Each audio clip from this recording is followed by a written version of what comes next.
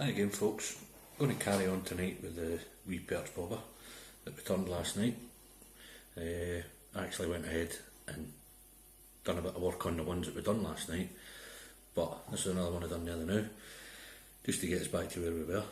I'm going to talk about preparation to stain or paint or just clear lacquer. Now, I'm going to stain this one a Jacobean dark oak on the body, and I'm going to paint the stem a black green, very similar to the traditional hardcork floats. So I'll talk you through what I would do in preparation. It's all sanded, stem's all sanded, nice and smooth.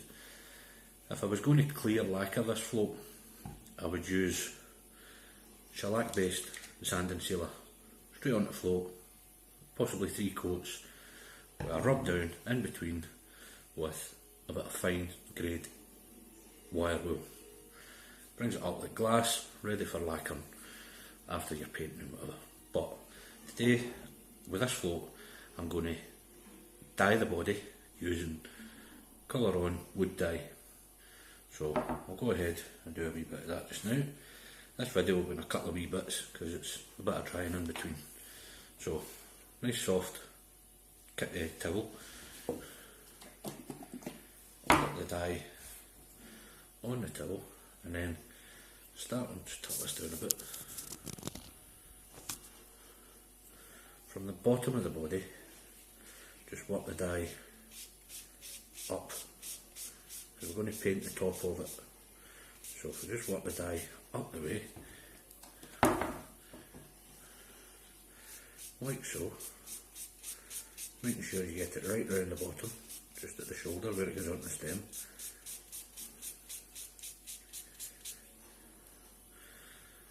Something like that.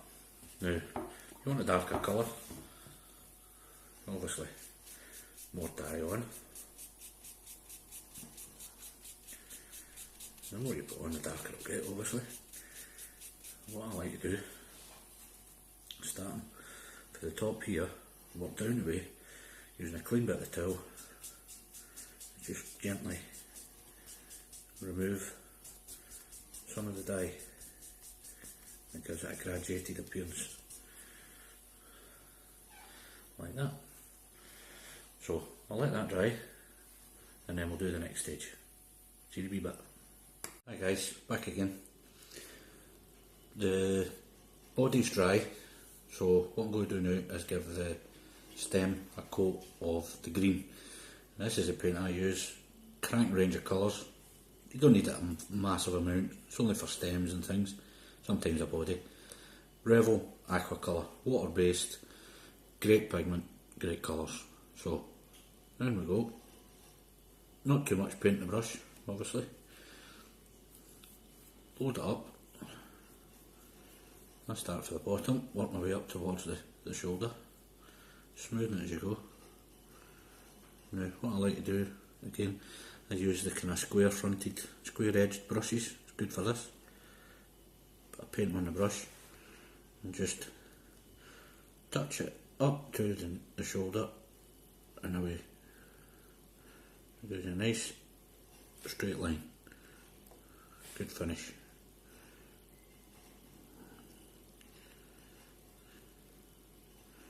This paint usually takes about 15-20 minutes to dry, so I'll give it 2 coats and then a wee light rub down in between with the steel wool or 240 grit paper.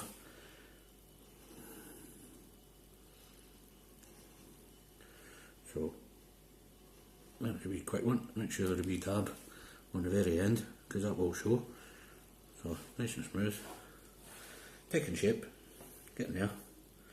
So let that dry, and then we'll paint the white on the tip, and I'll show you what paint I use and explain why. See you in a bit. Right, I've given the stem 2 coats with a rub down in between, so that's a nice solid colour now for the stem. I'm going to paint the tip an undercoat. when you're using fluorescent colours, they won't shine, they won't fluoresce, for want of a better word, unless you've got a white base coat. So you need to put on a nice solid white base coat.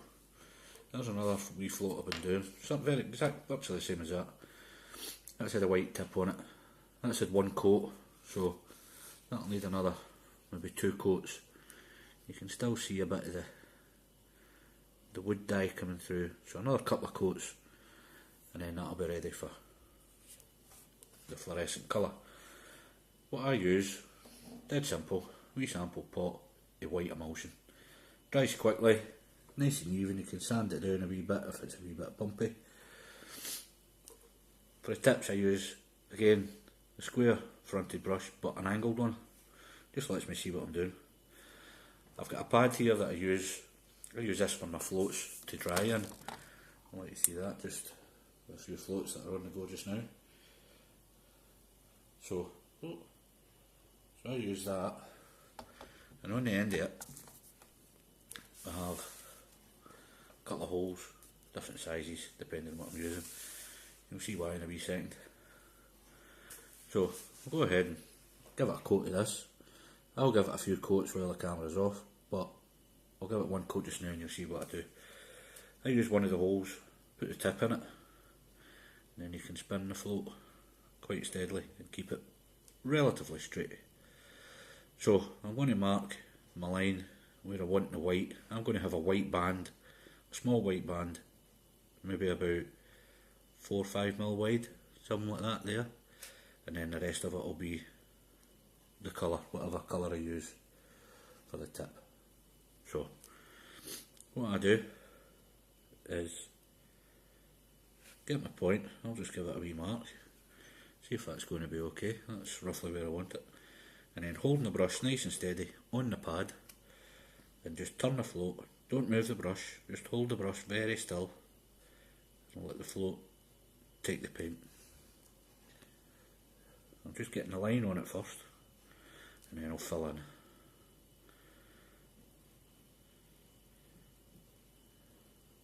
See, doesn't quite meet up, but I must have moved something. Move it over a wee touch. Straighten it out. It takes a wee bit of practice, but once you get it, you've got it, as I say. So just block out that line till it meets, like that. A wee bit of crap on there, so like that. A wee bit more paint on the brush, and then I'll just do the tip. Like that, making sure the very tip is covered. Then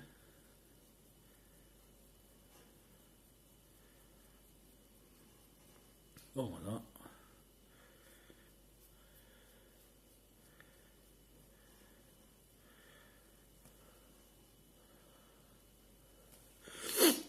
Just give that another wee run just now. This is the emulsion dries. Emulsion dries nice and quick, so usually after 20 minutes you can give it another coat.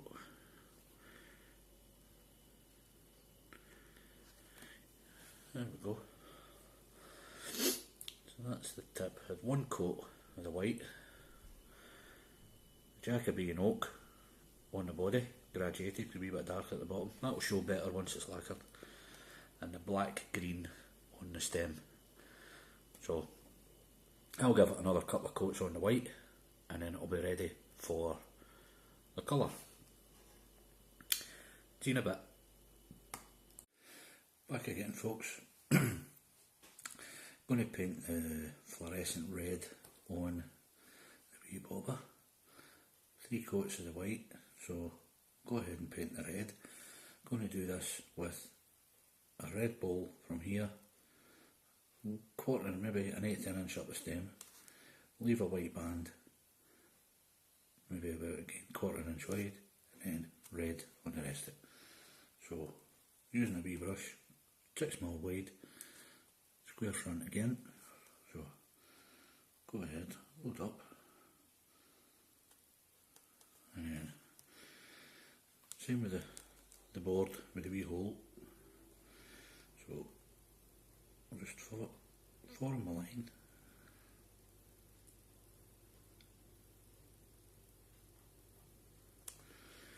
That's going to be the line.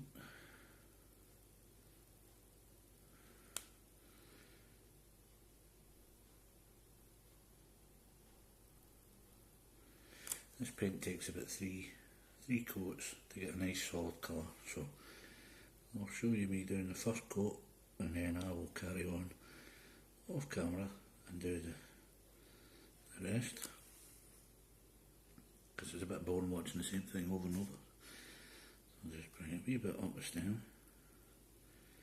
just gently turning the float on my left hand.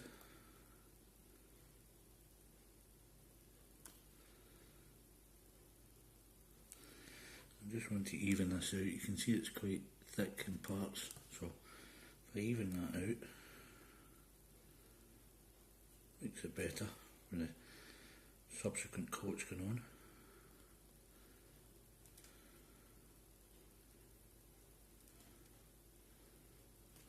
And then just form a line on this end.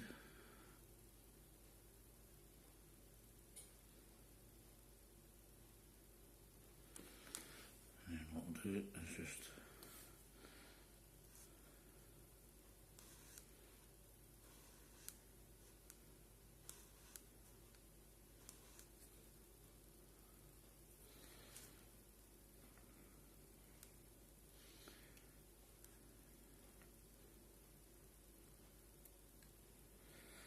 and not forgetting the very tip. So it's kind of like something like that, but the coats will obviously be nice and even as they go on. So leave that to dry for about half an hour or so, and I'll carry on with the coats and I'll come back once that's done. Cheers. Right folk, back again. Done the fluorescent red on the tip. So quite happy with that. That'll go nice and bright once it's lacquered. I'm going to carry on with a bit of whipping on the float. I'm going to put a black band here, here and here, and then I'm going to whip the eye on this end that I've already prepared, ready for whipping. And I have the wee eye here as well. So I'm going to carry on with whipping. You've seen it done the whipping before, you've probably done it yourself a million times. So I'm going to start at this end, just a small black line just for definition between the red and the white. So whipping round with the silk. I think I've mentioned it before, I use Piper's silk 4x20 grade. This is just plain black. Huge range of colours available from their website. I'm pretty sure they won't mind me giving them a wee plug. The silk goes on nice and flat and it takes the lacquer really well. The other thread that I use does as well, but it takes a wee bit more lacquer to smooth it off. But the silk is really fine for this kind of fine detail work on the float. So, got my draw thread, so I'll just put that in there. Oops, upside down. And then I'll just trap that thread. Another couple of wee turns over that.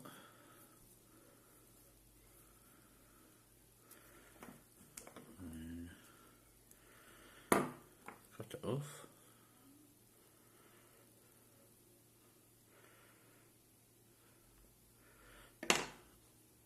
Through the loop and pull tight.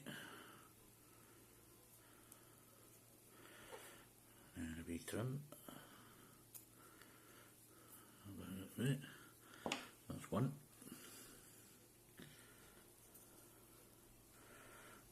the bottom one.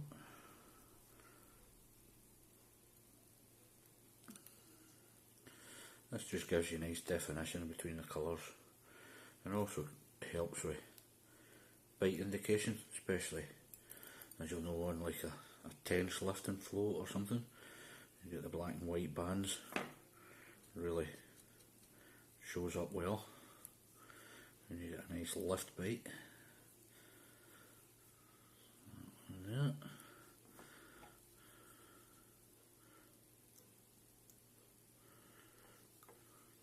Off. Draw thread in again.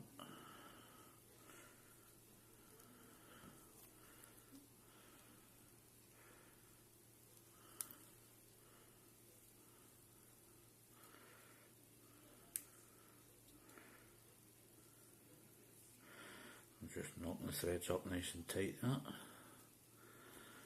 So that. Snip that there.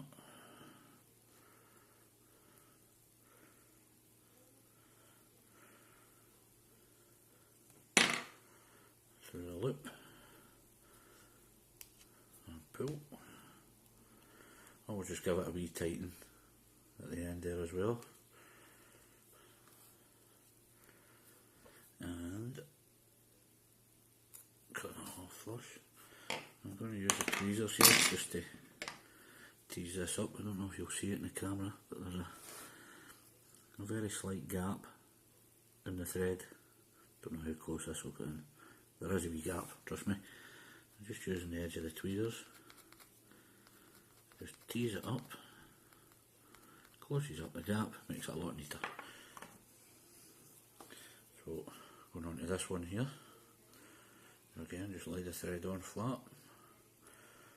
Follow the white line round. Should be quite a nice straight line. Should be. And just overlapping that thread just to hold it. 1, 2. Right, that's it trapped. So, a couple of turns and then I'll tighten it up. Again, you want it nice and tight.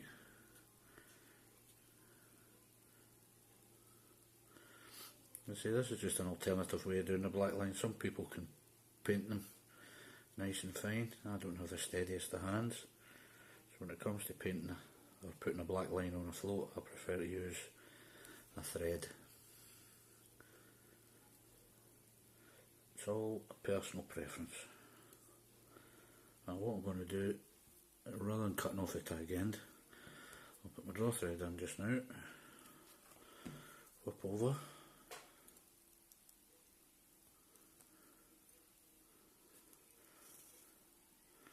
I'll show you why in a wee second.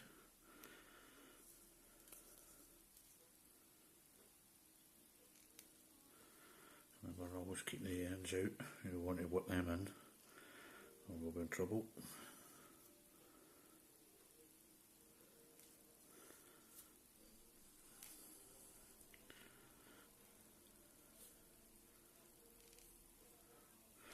Right, so I'm happy with that thickness. Snip through the loop, and then draw thread out. You'll see sometimes you get that where the thread is missed. This is why I keep the nail long. I've mentioned it before. I just nudge it up and give that a wee pull. Nudge it up all the way around. Tightens up the thread, no gaps.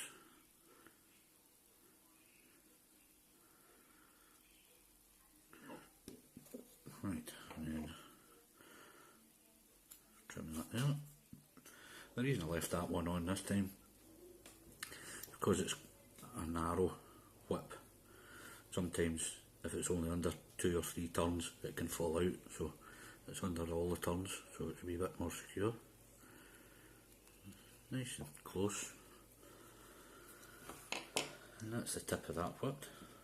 There will be a black line round about this, but because of the angle it is on the bowl, the thread wouldn't sit on there, so I'll give it a few coats of lacquer and then I'll actually just draw that one in using Indian ink. So I'll go ahead and I'll put the eye on. You've seen me doing this before. Got the eye prepared and got the stem prepared. So put the eye on there like that and just hold it. So that's on there. And start the whip.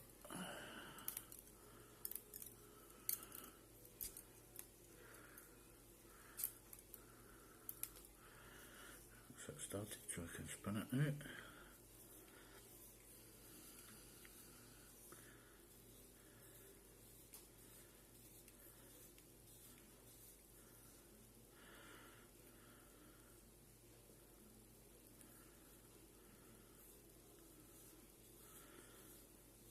I'm not going to be doing anything fancy with this one, just a straight black whip, no spirals or anything, doesn't need it.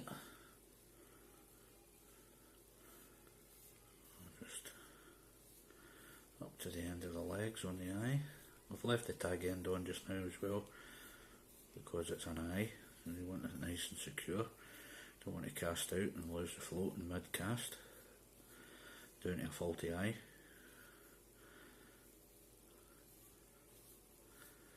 It's me off the legs and onto the stem.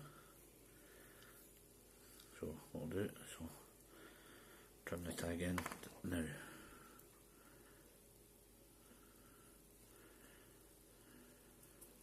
There we go, and I'll just bring that up a wee bit, just up to the bottom of the prepared section of stem.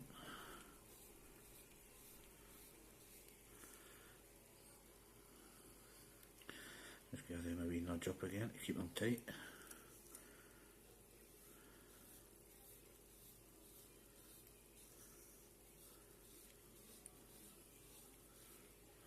There we go. And then draw thread in,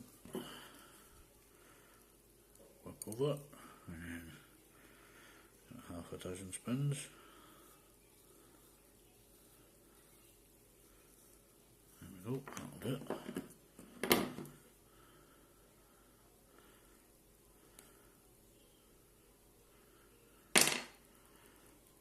Go through the loop and then pull. Tighten, and then tighten up that whip a wee bit.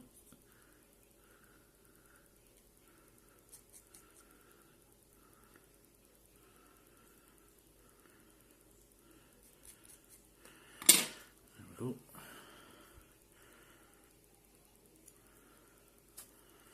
And there we have our Perch Bobber. A nice wee float. That should carry maybe about 6-7 grams of weight. I'll go ahead and lacquer it and then I will show you how I sign it. I've actually changed the way I sign my floats now, so I'll show you that and I'll put the black line on at the same time once it's a few coats of lacquer, and that'll be that one finished. Right, thanks folks, see you in a bit.